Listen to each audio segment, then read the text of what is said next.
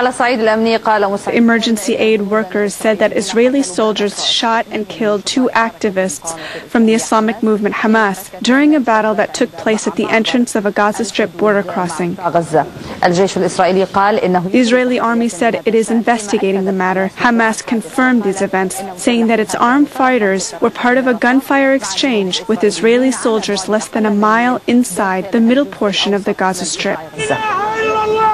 Palestinians held a funeral service for the 2 martyrs of the Qassam brigades, who were killed when special Israeli forces, backed by military equipment, carried out an incursion near the Sufa crossing east of Rafah.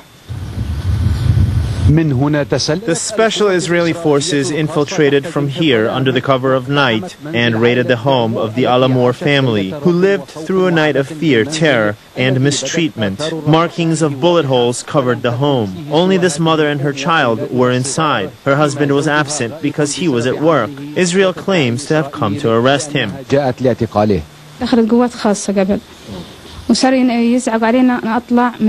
The special forces entered first. They yelled at us to get out of the house, lift my hands in the air, and open the windows. They said to go upstairs and open it. I told them there is no upstairs, there's a roof. They said go to the roof and raise your hands. They said to send out the man inside the house. I said there is no man. There is no man inside. 35 soldiers raided my house. There were only 2 people. How could they resist 35 soldiers, in addition to the others, who were outside in the jeeps and the tanks?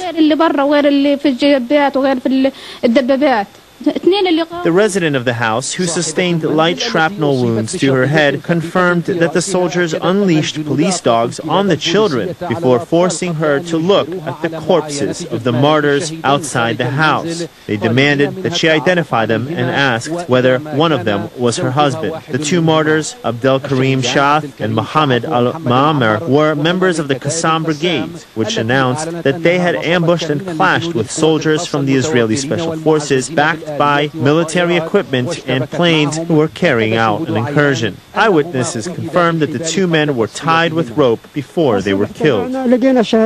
We went out in the morning and found the 2 martyrs dead. May God have mercy on them. They were tied with ropes before they were shot in the neck. They were dead anyway. Why do they need to be tied up? At the homes of the 2 martyrs, dozens of female relatives and friends gathered to offer condolences to the family, especially the mothers of the 2 martyrs. One of the mothers predicted what was going to happen when she heard the sound of the first missile being launched. Before he left, he kissed me and said, "Forgive me, Mother." I said, "May God make it easy for you." He said, "Forgive me, Mother." I said, "May God make it easy for you, son." I knew that this would be his fate. I knew that he intended to become a martyr. But people, a child is precious. A child is precious. Amidst shouts of anger and gunshots fired into the air, the story of the 2 martyrs ended with a funeral service following the afternoon prayers. Meanwhile, while Israeli attacks continue, the bloodshed of Palestinians, resistance fighters, and civilians will not stop, especially in the absence of any foreign pressure to restrain Israel and make it stop its attacks.